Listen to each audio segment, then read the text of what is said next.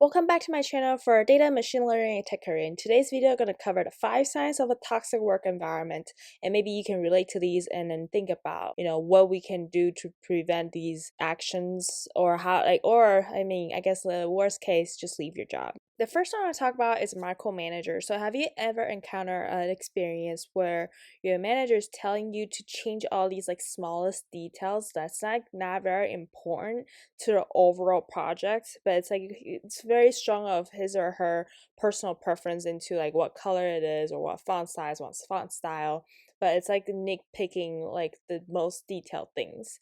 If you ever encounter those experiences, you probably have a micromanager, and you might want to consider have a conversation, like a deep conversation with your manager to talk about prioritizing.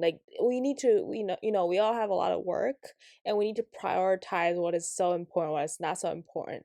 Maybe the logic behind these models analysis that we have are actually more important than picking the right green color we want for this chart. So these are things you kind of want to consider to work when you're working with these kind of micromanage.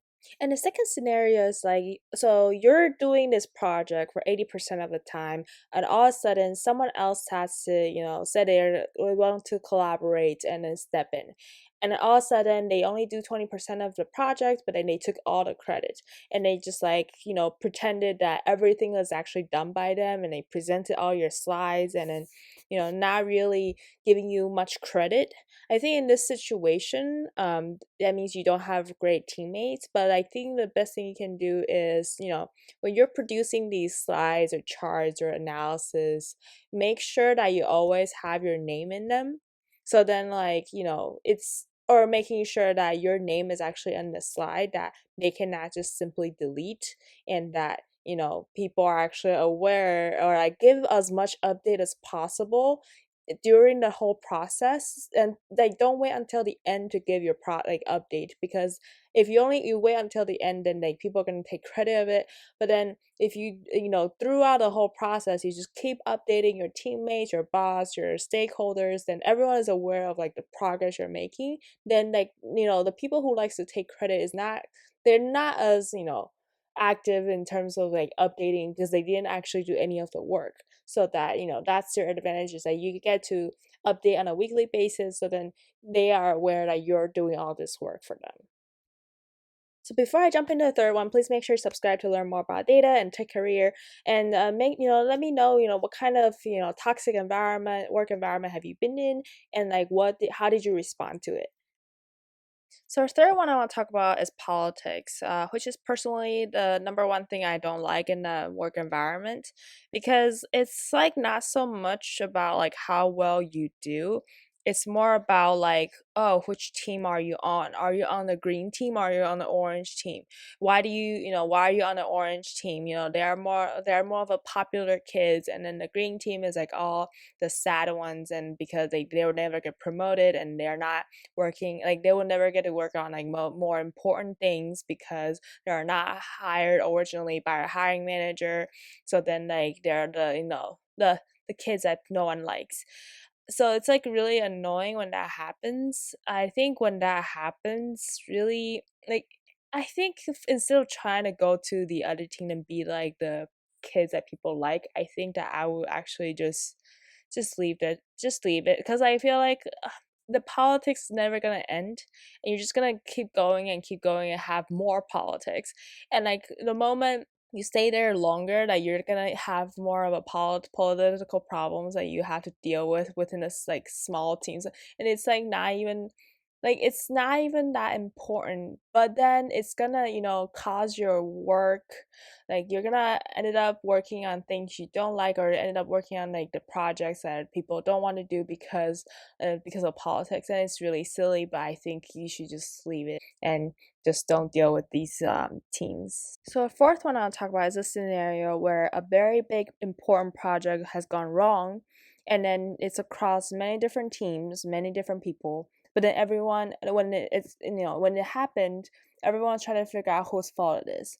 But at that moment, it's actually not so important whose fault it is. It's actually more important to first solve the problem, or to get the best out of the problem that you have, trying to make up as much as possible, but not trying to, you know, just blame it on each other.